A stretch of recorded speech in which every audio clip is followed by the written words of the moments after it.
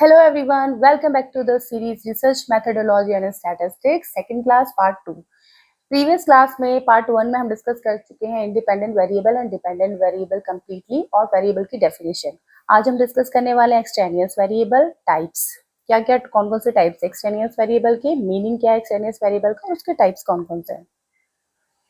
तो चलिए डिस्कस करते हैं एक्सटेनियस वेरिएबल. एक्सटेनियस वेरिएबल कौन से वेरिएबल्स होते हैं? Extraneous variables are extra variables that operate in the experimental situation in addition to the independent variable and they can also affect the dependent variable. मतलब हम जब कोई एक्सपेरिमेंट करते हैं, हम जब कोई स्टडी करते हैं, हम जब क्वांटिटेटिव स्टडी करते हैं स्पेशली, तो उसमें होता है एक इंडिपेंडेंट वेरिएबल और एक होता है डिपेंडेंट वेरिएबल. इंडिपेंडेंट वेरिएबल क्या होता है? जो कॉज होता है और जिसकी वजह से क्या होता है, इफेक्ट आता है किस पे? डिपेंडेंट वेरिएबल पे. तो जो वेरिएबल इंडिपेंडेंट वेरिएबल नहीं है बट फिर भी कॉज कर रहे हैं किस पे? डिपेंडेंट वेरिएबल पे, वो सारे वेरिएबल्स हमारे होते हैं एक्सटेनियस वेरिएबल. मतलब इंडिपेंडेंट वेरिएबल के अलावा सारे वेरिएबल्स जो इम्पैक्ट डालते हैं, जो इफेक्ट करते हैं डिपेंडेंट वेरिएबल को कैसे भी. कौन कौन से हो सकते हैं? टाइप्स हैं organismic variable, situational variable and sequential variable. Organismic variable कौन से होते हैं? दो टाइप्स के होते हैं. एक होता है फिजियोलॉजिकल वेरिएबल, एक होता है साइकोलॉजिकल वेरिएबल. फिजियोलॉजिकल कौन से होंगे? एज फिजियोलॉजिकल है, सेक्स मेल फीमेल है, इंटेलिजेंस, क्या ये चेंज हो सकते हैं? नहीं, ये इनबॉर्न होते हैं और ये ह्यूमन बीइंग इसको अपने साथ लेके चलता है, मतलब अलग से नहीं. एज है तो जिसकी जो एज है उसकी उतनी ही एज होगी. ये फिजियोलॉजिकल इफेक्ट है. साइकोलॉजिकल कौन कौन से हो सकते हैं? पर्सनैलिटी ट्रेट्स होते हैं, जो भी पर्सनैलिटी के अंडर आते हैं वो सारे साइकोलॉजिकल हो सकते हैं. इंटेलिजेंस. तो ये ऐसे वेरिएबल्स हैं जो हम चेंज नहीं कर सकते, इनमें हम कोई भी ज़्यादा बदलाव नहीं कर सकते, बट ये हर पर्सन के अंदर अपने इंडिविजुअल होते हैं. ये सारे वेरिएबल्स अगर हम इनकी स्टडी नहीं करें, अगर मैं इंटेलिजेंस को as a independent variable consider नहीं कर रही हूँ, तो मेरा इंटेलिजेंस क्या हो जाएगा? ये एक्सटेनियस वेरिएबल हो सकता है. ठीक है, तो इसलिए वो सारे वेरिएबल्स जिनको as a independent variable consider नहीं किया गया है बट फिर भी इम्पैक्ट डाल रहे हैं डिपेंडेंट वेरिएबल पे, वो होंगे एक्सटेनियस वेरिएबल, जिसमें ऑर्गेनिज्मिक वेरिएबल हो सकता है age, male female, intelligence, personality के सारे कैरेक्टरिस्टिक्स जो भी होते हैं. दूसरा है सिचुएशनल वेरिएबल. सिचुएशनल वेरिएबल हमेशा रिलेटेड होता है इन्वायरमेंट से, जो एक्सटर्नल इन्वायरमेंट से कॉज क्रिएट करते हैं किस पे? डिपेंडेंट वेरिएबल पे. जैसे नॉइज हो सकती है, टेम्परेचर हो सकता है, ह्यूमिडिटी, या और भी दूसरे कोई भी वेरिएबल हो सकते हैं.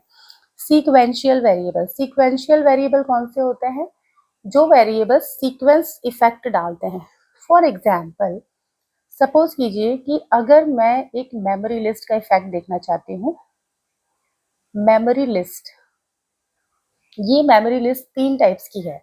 फर्स्ट है इजी, दूसरा है मॉडरेट और तीसरा है हार्ड या फिर टफ. ठीक है, 3 तरह की मेरे पास लिस्ट है. तो इन तीनों लिस्ट को मैं सबसे पहले, अगर एक पर्सन है, अगर ए बी सी 3 पर्सन है मेरे पास, या डी है, या 2 ग्रुप्स हैं, मान लीजिए ग्रुप्स मेरे पास 2 ग्रुप्स हैं, ए ग्रुप है और बी ग्रुप है, ये 2 ग्रुप्स हैं. अगर मैंने ए ग्रुप को इसी सीक्वेंस में फर्स्ट इजी लिस्ट दी पहले, फिर मॉडरेट लिस्ट दी और फिर जो थोड़ी हार्ड लिस्ट है वो थर्ड लिस्ट दी.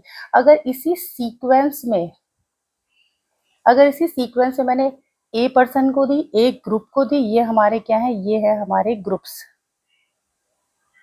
ये हमारे ग्रुप से एक ग्रुप को दी और इसी सीक्वेंस में बी ग्रुप को दी, तो क्या इन दोनों में कोई मेजर चेंज आ पाएगा?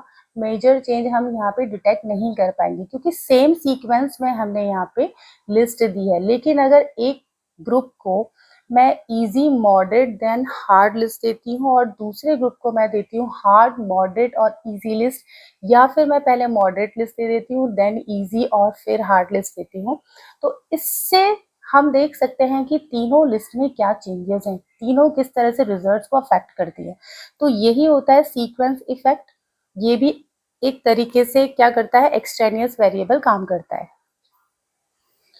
अब हम देखते हैं कि हमारे जो एक्सटेनियस वेरिएबल्स होते हैं, इन वेरिएबल्स को कंट्रोल कैसे करें। एक्सटेनियस वेरिएबल है, अब इनका इम्पैक्ट तो हम देखना नहीं चाहते हैं, हम नहीं चाहते कि इंटेलिजेंस का इफेक्ट पड़े, हम नहीं चाहते कि अगर मैं किसी एक चीज़ का इम्पैक्ट देख रही हूँ, अगर मैं देख रही हूँ किसका, अगर मैं देख रही हूँ कि जो मैं देख रही हूँ कि जो मेरा स्टडी पैटर्न है, स्टडी आवर्स स्टडी आवर्स का इम्पैक्ट मैं देखना चाहती हूँ किसके ऊपर, जो स्कोर आएगा स्कोर पे मैं देखना चाहती हूँ। तो ये मेरा एक इंडिपेंडेंट वेरिएबल है और दूसरा है डिपेंडेंट वेरिएबल, ये मैं देखना चाहती हूँ। लेकिन इसमें फर्क पड़ रहा है किसका, एज का इफेक्ट पड़ रहा है, इंटेलिजेंस का इफेक्ट पड़ रहा है, इन्वायरमेंट का मतलब नॉइज, टेम्परेचर, इन सारी चीज़ों का इम्पैक्ट पड़ रहा है, सिक्वेंशियल इफेक्ट भी यहाँ पे हो सकता है। तो अगर ऐसा हो रहा है मतलब कि मेरी स्टडी खराब हो रही है, एक्सटेनियस वेरिएबल है जो मेरी स्टडी को खराब कर रहे हैं, तो इनको या तो कंट्रोल करें या इनको एलिमिनेट कर दें। दो तरीके हैं, या तो इनको कंट्रोल कर सकते हैं अपनी स्टडी को अच्छा करने के लिए, या फिर इनको एलिमिनेट कर सकते हैं। और एक और मेथड है कि कांस्टेंट भी हम इन्हें रख सकते हैं, ये भी एक कंट्रोल करने का एक तरीका है। तो आप हम नेक्स्ट पढ़ेंगे कंट्रोल वेरिएबल कि कैसे कंट्रोल करें। एक मेथड है कांस्टेंट रख दें हम वेरिएबल्स को, जैसे यहाँ पे वही एग्जाम्पल है स्टडी मेथड्स। अब जो स्टडी मेथड है, स्टडी मेथड का टेस्ट स्कोर पे मैं देखना चाहती हूँ इम्पैक्ट क्या होगा। स्टडी मेथड्स हो गए इंडिपेंडेंट वेरिएबल और टेस्ट स्कोर हो गया डिपेंडेंट वेरिएबल, तो डायरेक्ट ये इफेक्ट होना चाहिए। बट यहाँ पे जो एक्स्ट्रा वेरिएबल्स है कौन से, time of the day, room temperature, lightning और time duration of the test, अगर ऐसे वेरिएबल्स हैं हमारे पास तो हम ऐसे वेरिएबल्स को एलिमिनेट करना हमारे लिए काफ़ी मुश्किल हो जाता है। तो ऐसे वेरिएबल्स को क्या करते हैं, कंट्रोल करने के लिए कांस्टेंट रख देते हैं, जैसे हैं वैसे रख देते हैं दोनों ग्रुप्स के लिए, तो इनका इम्पैक्ट दोनों ग्रुप्स पे सेम आएगा और इनका इफेक्ट कम हो जाएगा। ठीक है, तो कंट्रोल वेरिएबल्स क्या होते हैं, a control variable is a variable that is kept the same constant throughout the study so that it does not affect the result. This helps the researcher measure the true effect of the independent variable on the dependent variable. Okay, तो ये वो variables है जिनको हम constant रख सकते हैं और इनको कांस्टेंट रखने से एक्चुअल में जो हम इफेक्ट देखना चाहते हैं डिपेंडेंट वेरिएबल का डिपेंडेंट वेरिएबल में वो हम देख पाते हैं। ठीक है, नेक्स्ट है इंटरवेनिंग वेरिएबल। अब इंटरवेनिंग वेरिएबल क्या होते हैं, जैसा कि नाम से पता चल रहा है मीडिएटर, ये मीडिएटर होते हैं जो क्या करते हैं, एज अ ब्रिज काम करते हैं, एक्सप्लेन करते हैं हाउ का एक्सप्लेन करते हैं। यहाँ पे हमारे पास दो वेरिएबल्स हैं, एक है x, दूसरा है y। x यहाँ पे एज ए इंडिपेंडेंट वेरिएबल है, y क्या है यहाँ पे एज ए डिपेंडेंट वेरिएबल है। इंटरवेनिंग वेरिएबल क्या होता है, ब्रिज होता है, acts as a bridge between the independent variable and dependent variable. तो यहाँ पे जो ये m है, मीडिएटर है या इंटरवेनिंग वेरिएबल, ये क्या है, एक ब्रिज है।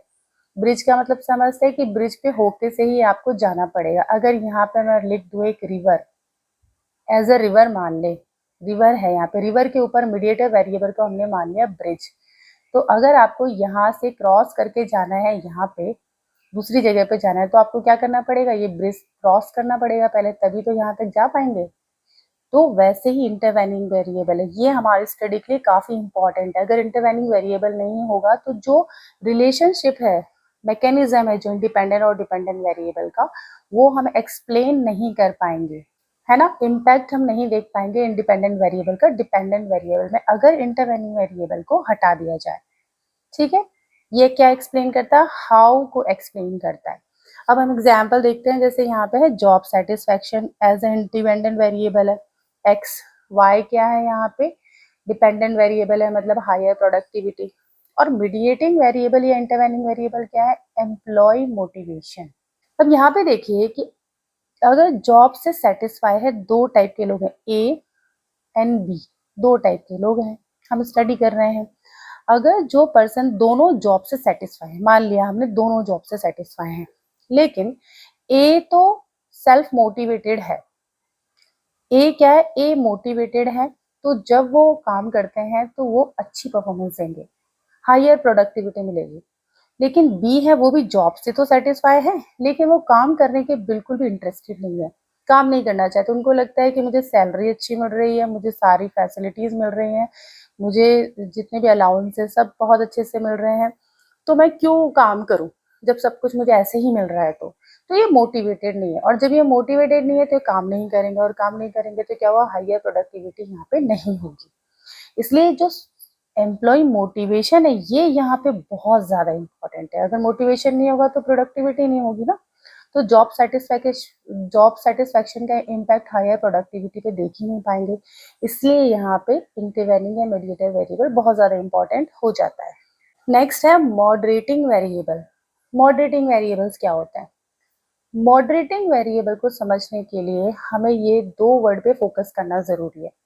फर्स्ट है स्ट्रेंथ और दूसरा है डायरेक्शन। क्योंकि मॉडरेटिंग वेरिएबल ही है जो डिपेंडेंट वेरिएबल में होने वाले चेंजेस को क्या करता है, स्ट्रेंथन करता है या फिर डायरेक्शन चेंज कर देता है।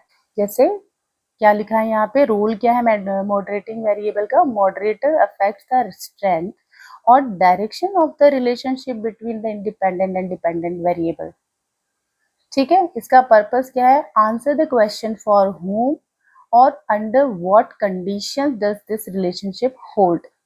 और ये कैसे काम करता है, moderator does not cause Y. ये इंपॉर्टेंट है बहुत ज्यादा। मॉडरेटर क्या कॉज करता है वाई के लिए, वाई का मतलब क्या है, एक्स मीन्स इंडिपेंडेंट वेरिएबल और वाई का मतलब यहाँ पे क्या है, डिपेंडेंट वेरिएबल। तो जो मॉडरेटर है डज नॉट कॉज वाई, मतलब मॉडरेटर की वजह से वाई में कोई चेंज यहाँ पे नहीं आता है, बल्कि ये क्या करता है, ये क्या करता है, हमारा जो हमारा मॉडरेटर वेरिएबल है वो क्या करता है, इट चेंजेस हाउ स्ट्रांगली और in what direction X affects Y. X जो अफेक्ट करेगा वाई को, इंडिपेंडेंट वेरिएबल जिस तरह से डिपेंडेंट वेरिएबल को अफेक्ट करेगा, उसको, उस चेंज को क्या कर देता है, या तो स्ट्रॉन्ग कर देता है, या तो स्ट्रॉन्ग कर देगा, या फिर क्या करेगा, या फिर कर देगा उसको डायरेक्शन उसका चेंज कर देगा। ठीक है, ये कौन करता है, ये करता है हमारा मॉडरेटर वेरिएबल। कैसे करता है, हम इसको एक एग्जांपल से देखते हैं। नीचे एग्जांपल दिया गया है कि does exercise lead to weight loss. क्या एक्सरसाइज वेट लॉस करती है, ये हमारा क्वेश्चन है, ये हमारी हाइपोथेसिस है। तो इसमें लिखा है yes but the effect depends on the age. ये रिजल्ट आया है, हमारे पास क्वेश्चन ये था और इसका रिजल्ट ये आया है। तो हम यहाँ पे क्या करेंगे, यहाँ पे हम देखते हैं जो डिफरेंट स्ट्रेंथ, मतलब यहाँ पे क्या है, ये ग्राफ हमें बता रहा है, ये ग्राफ हमें ये बता रहा है कि ये जो स्ट्रेट लाइन है ये है यंगर, जो यंग पर्सन है जो 20 ईयर ऑफ एज के एज ग्रुप में है वो है, ये वाली लाइन शो हो रही है यहाँ पे। और जो दूसरी ये डॉट डॉट वाली लाइन है ये शो कर रही है ओल्डर एज ग्रुप को। तो हम देख पा रहे हैं कि वेट लॉस जो वाई एक्सिस पे है और एक्स एक्सिस पे जो एक्सरसाइज है शो हो रहा है, हम देख पा रहे हैं कि जैसे जैसे एक्सरसाइज इंक्रीज हो रही है वैसे वैसे वेट लॉस भी ज्यादा हो रहा है, पर किसमें, जो यंगर से उसमें। बट जैसे जैसे एक्सरसाइज ज्यादा हो रही है वैसे वैसे वेट लॉस उतना कंपैरेटिवली ज्यादा नहीं हो रहा है, किसमें, डॉट डॉट वाली लाइन में, मतलब ओल्डर एज में नहीं हो पा रहा है। ये यहाँ पे सीधा सीधा इसमें दिखा रहा है। इसका मतलब क्या हुआ कि जब दोनों सिमिलर लेवल की एक्सरसाइज कर रहे हैं तो चेंजेस सिमिलर कैसे नहीं आ रहे हैं, ये हम यहाँ पे देख रहे हैं कि जो चेंजेस आ रहे हैं वो सिमिलर क्यों नहीं आ रहे हैं। अगर इस लेवल पे इतनी एक्सरसाइज की है किसने, ओल्ड एज पर्सन ने, तो वेट लॉस सिर्फ इतना ही हुआ, इस लेवल पे ही हुआ। बट इसी लेवल पे इतनी ही एक्सरसाइज अगर यंगर पर्सन ने की तो वेट लॉस ज्यादा हुआ है। ये कैसे पॉसिबल हुआ, है ना। तो यहाँ पे किसी चीज का तो इफेक्ट पड़ रहा है और वो क्या है, वो एक्सरसाइज का इम्पैक्ट है, लेकिन क्या है, ज्यादा और कम दिखाई दे रहा है मॉडरेटर वेरिएबल एज की वजह से, है ना। दूसरा हम ये अगर ग्राफ देखें तो इसमें हम देखेंगे कि exercise helps younger positive effect but may not help और may even harm older negative effect. तो जैसा हमने बोला था कि यहाँ पे या तो स्ट्रेंथन करता है या फिर डायरेक्शन चेंज कर देता है। तो डायरेक्शन पॉजिटिव भी हो सकता है, डायरेक्शन नेगेटिव भी हो सकता है, या तो पॉजिटिव चेंज भी लेके आ सकता है, नेगेटिव चेंज भी लेके आ सकता है। तो यहाँ पे जो एज है वो नेगेटिव चेंज लेके आ रही है ओल्डर पर्सन के लिए। यहाँ पे एक्सरसाइज अगर बहुत ज्यादा कर ली तो वेट लॉस तो भूल जाओ, तबीयत खराब हो जाएगी। जबकि जो यंगर पर्सन है उन्होंने जितनी ज़्यादा एक्सरसाइज करी उतना ज़्यादा उनकी बॉडी के लिए अच्छा होगा। तो एज यहाँ पे एज अ मॉडरेटर काम कर रहा है। ओके, नेक्स्ट वेरिएबल है कंफाउंडिंग वेरिएबल। कंफाउंडिंग वेरिएबल भी एक ऐसा वेरिएबल है, मैं बोलूँगी बहरूपिया वेरिएबल है ये, जो पूरा का पूरा इम्पैक्ट चेंज कर देता है किसका, एक्स का जो इम्पैक्ट यानी इंडिपेंडेंट वेरिएबल का जो इम्पैक्ट पड़ना चाहिए वाई पे, वो ना पढ़ के कुछ और ही हो जाता है। तो मतलब ये क्या करता है, ये है बहरूपिया, जैसे मैंने बोला कौन कंफाउंडिंग वेरिएबल एज अ बहरूपिया काम करता है। कैसे ये करता है, कंफाउंडर इज अ हिडन, एक तो ये छुपा होता है पता नहीं चलता, third variable, extra variable, extraneous variable है, और ये इम्पैक्ट करता है दोनों पे, एक्स पे भी और वाई पे भी, मतलब इंडिपेंडेंट वेरिएबल पे भी और डिपेंडेंट वेरिएबल पे भी। साथ में क्या करता है, क्रिएट करता है फॉल्स अपीरियंस, कुछ का कुछ और ही दिखा देता है, of a cause and effect relationship, cause and effect relationship भी पूरी तरह से खराब कर देता है। ठीक है, मास्क करता है ट्रू रिलेशनशिप को। ठीक है, डेफिनेशन देखते हैं, a variable that is related to both the independent variable and dependent variable, creating a spurious association that may distort और मास्क द ट्रू रिलेशनशिप। और क्या करता है, क्या रोल है इसका, creates a false cause and effect relationship, गलत relationship दिखा देता है, हाइड करता है किसको, ट्रू रिलेशनशिप को हाइड कर देता है। जो फॉल्स कॉज एंड इफेक्ट है वो तो क्रिएट कर देता है, ना, और क्या करता है, हाइड कर देता है। हाइड किस चीज को करता है, हाइड कर देता है ट्रू रिलेशनशिप को। ट्रू रिलेशनशिप को क्या करता है, हाइड कर देता है। ये करता है कौन, हमारा कंफाउंडिंग वेरिएबल। और इम्पैक्ट डालता है किस पे, दोनों पे, एक्स और वाई, इंडिपेंडेंट और डिपेंडेंट दोनों पे। अब देखते हैं कैसे। ये एग्जाम्पल है आइसक्रीम का, आइसक्रीम का एग्जाम्पल है। ठीक है, क्या है, you observe a positive correlation between ice cream sales and drowning incidents. Does ice cream cause drowning, कि जो आइसक्रीम सेल्स है, जितनी ज्यादा आइसक्रीम की सेल होगी उतने ज्यादा डूबने के केस, ड्रॉनिंग केसेस बढ़ जाएंगे। क्या ये सही है, ये हम देख रहे हैं यहाँ पे।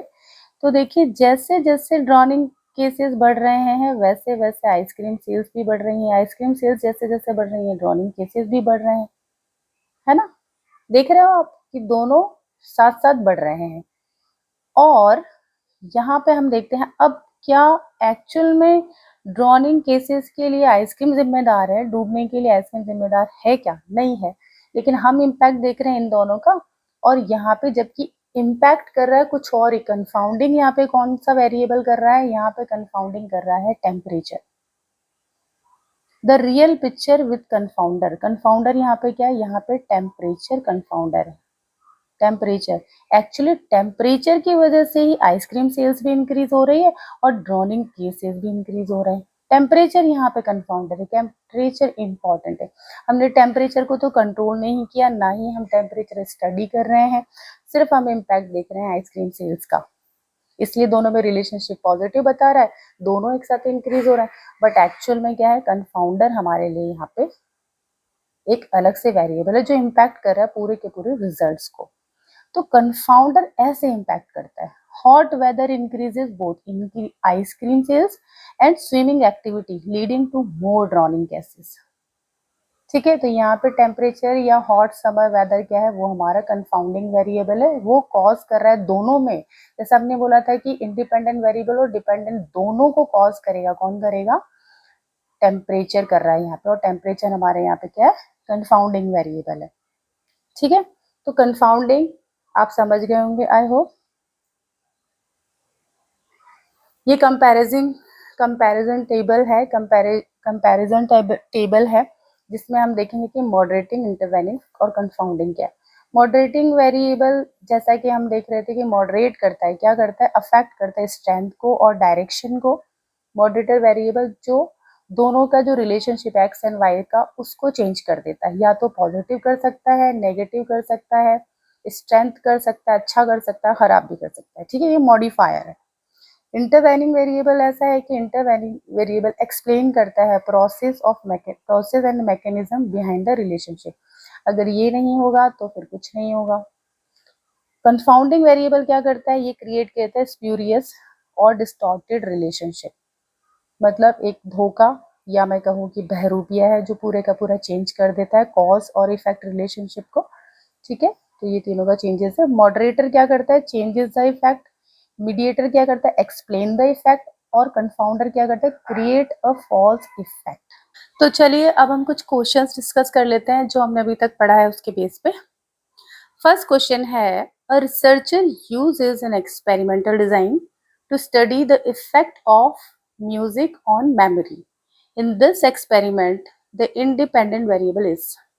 तो आप सब बताइए, सोचिए कि इसमें क्या होगा, कौन सा वेरिएबल इंडिपेंडेंट वेरिएबल होगा? क्या म्यूजिक होगा, क्या मेमोरी होगा?